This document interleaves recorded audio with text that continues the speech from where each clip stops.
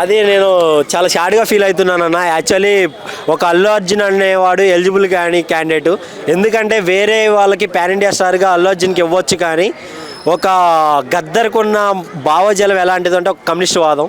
ఆయన కమ్యూనిస్ట్ వాదంలో బతికింది. జల్సా మూవీలో పవన్ కళ్యాణ్ గారు ఏ విధంగా అయితే వాళ్ళకి హెల్ప్ చేశాడో, ఎప్పుడైతే కొన్ని ఆయన జెండాని కూడా కాదనకుండా ఎర్ర జెండాని, కమ్యూనిస్ట్ వాదాన్ని, కమ్యూనిస్ట్ బలోపేతాలని, మావోయిస్టు వాదాన్ని, ఆయన రాజకీయాల్లో ఉండి కూడా వాళ్ళ ధర్మాలని కాపాడే సత్తా పవన్ కళ్యాణ్ గారికి ఉంది.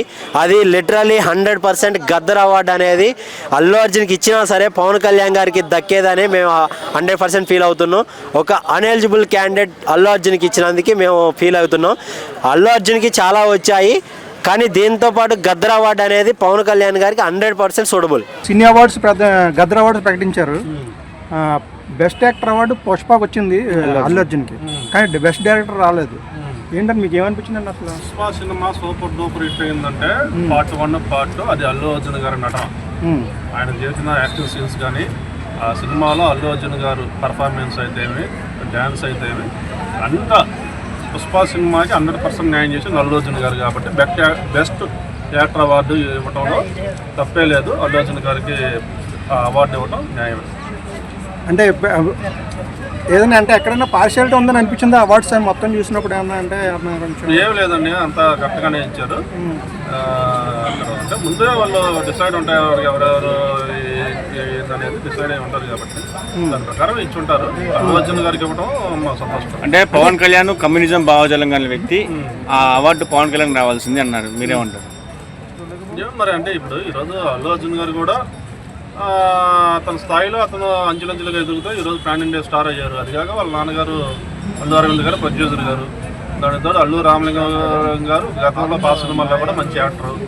ఆ రకంగా చూసుకుంటే వాళ్ళు ఈరోజు ఎన్నో వ్యాపారాలు, ఏ సంస్థలు, అలాగే ప్రొడ్యూసింగ్, అలాగే హీరోగా కూడా వాళ్ళ ఫ్యామిలీలో ఉంది కాబట్టి అల్లు అర్జున్ గారికి ఇచ్చారేమో. అంటే గద్దర్ అంటే అలాంటి కమ్యూనిజం భావజాలం కాబట్టి పవన్ కళ్యాణ్కి ఇవ్వాలి అన్నట్టుగా మాట్లాడుతున్నారు.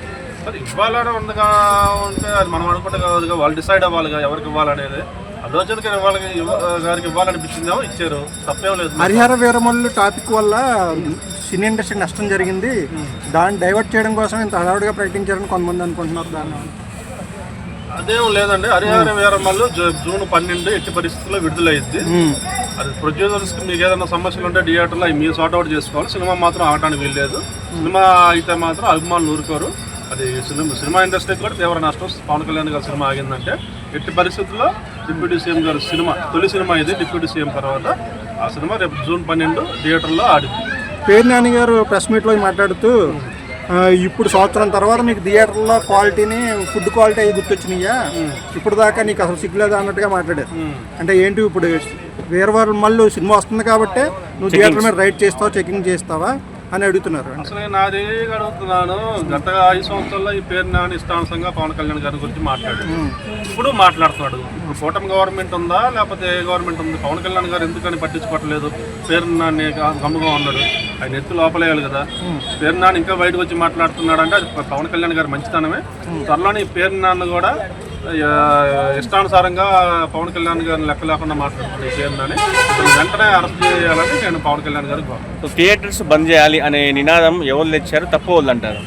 అది థియేటర్స్ బంద్ చేయాలి, జూన్ 1 బంద్ అవుతుంది అని వాళ్ళ ఏదో మొత్తానికి లోపల ఏదో జరిగింది. ఆ ప్రొడ్యూసర్, అది సినిమా ఇండస్ట్రీలోనే ప్రొడ్యూసర్స్లోనే ఎవరో కొంతమంది సీట్లలో కొన్ని థియేటర్లు ఉన్నాయి కాబట్టి వాళ్ళలోనే ఏదో మొత్తం గ్యామ్లింగ్ చేయాలని చూశారు. అది బెడిసి కొట్టింది. ఏదైనా కానీ జూన్ 12 మాత్రం థియేటర్లు అనేవి బంద్ కావు, కంటిన్యూ అవుతాయి. రేపు 30వ తారీఖు భైరవం సినిమా కూడా రిలీజ్ అవుతుంది కాబట్టి థియేటర్లు కంటిన్యూ. జూన్ 12 కూడా పవన్ కళ్యాణ్ గారి సినిమా అన్ని థియేటర్లో ఆడిద్ది. అభిమానులు ఎటువంటి టెన్షన్ పడాల్సిన అవసరం లేదు.